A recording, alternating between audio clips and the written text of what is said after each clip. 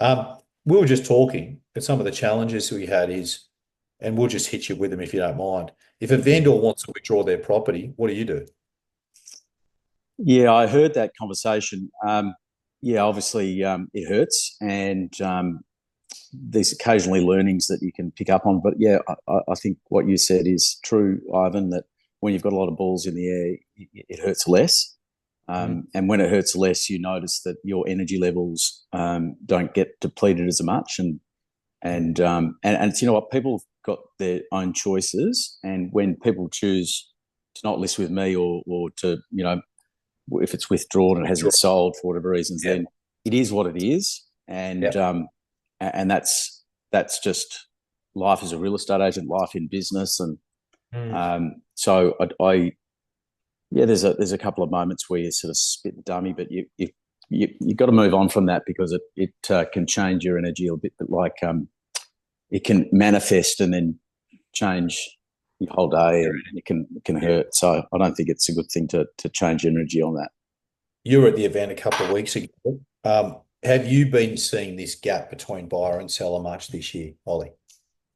Uh, for Or me, not as a much? little less so. Yeah. Our market seems to have turned a little bit for the best, but I've always, this whole sort of gap, and I really wed my vendors at the start of the selling process to market value is based on what somebody's prepared to pay, Yeah. rather than sort of wed them too much to numbers.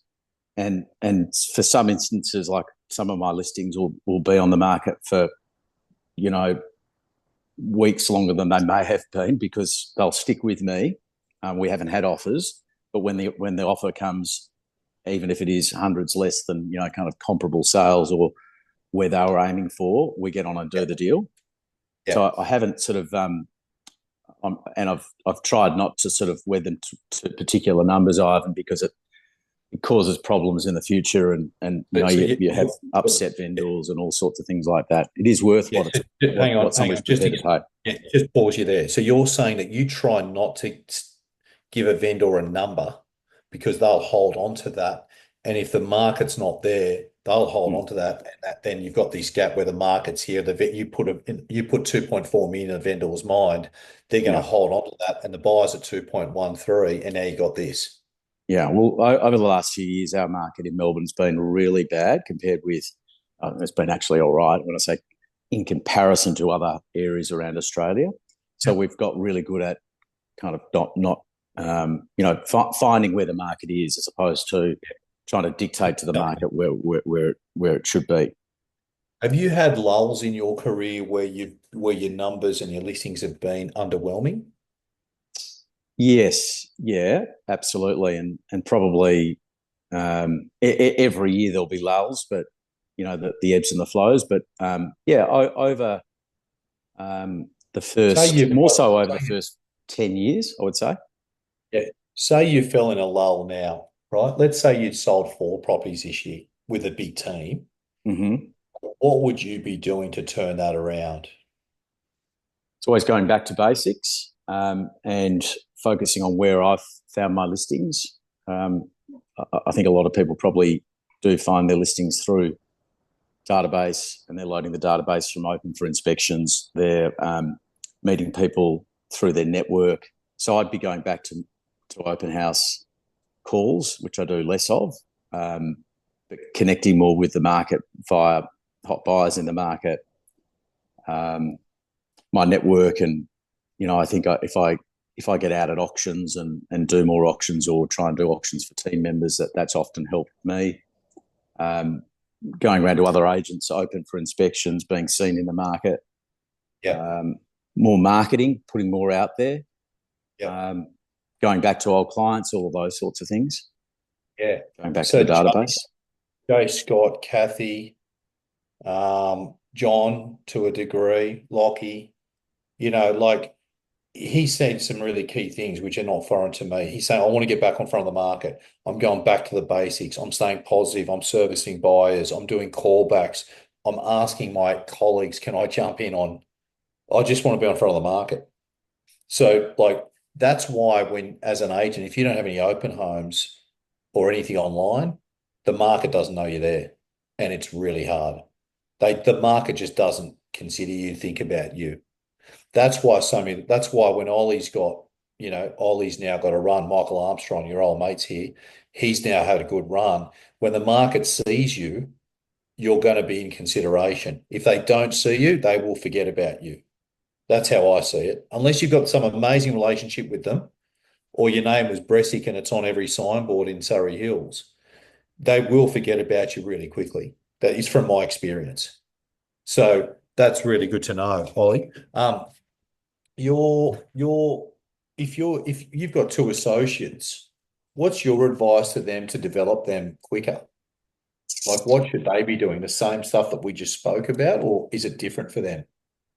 Um, we meet weekly with the new associates on a Friday, and it's a wrap about calls, connects, appraisals, referrals, property management, referrals, finance, how many buyer inspections.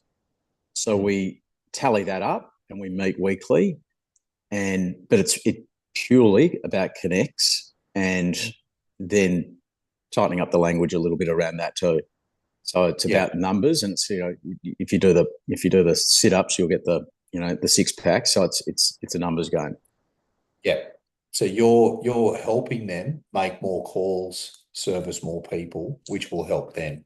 Tell Yeah, us about tell us about your prospecting on a weekly basis. What would you recommend to me or to these guys about a good prospecting week? Are you reactive or are you more proactive?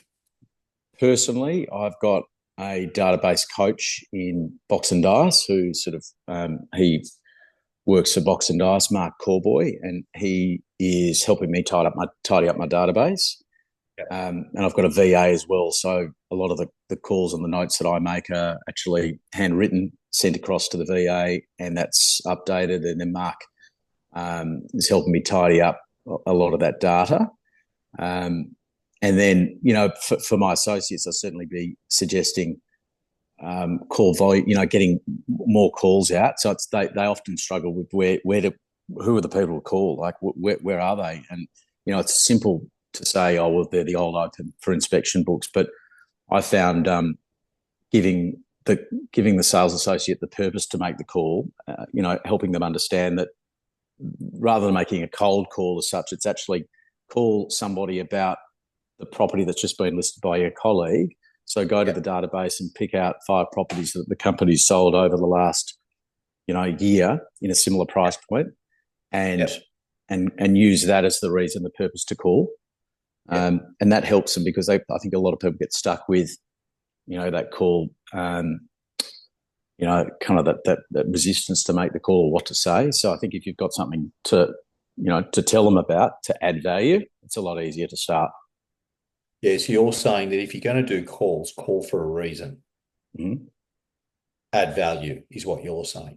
Mm-hmm. How important are goals? And then I've got a question about lifestyle. So how important are goals for you? We've tightened them up this year because I know you're going for 70. Have they always been Yeah. part of your career?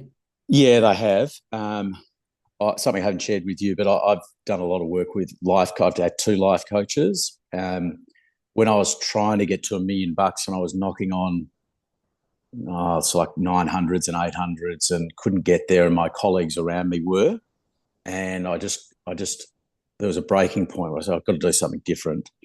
And we had a speaker at Marshall White that was a life coach. Her name's Shanna Kennedy. And I warmed to her. I sort of felt like that she'd be a good person to work with. And she broke down the why and my goals and helped me understand what I was aiming for. So one of the things that we all, as real estate agents, we want to do $1 million. Everyone wants to do this, or what everyone's got their sort of. But she sort of said, well, that's actually somebody else's goal. That's not your goal. She said, well, why do you want to get to $1 million? And then I said, I don't know. It's just what everyone wants to do. She said, well, what is it? What are you going to do when you get to $1 million? Like, if you earn 500 grand after GCI, what are you going to do with that?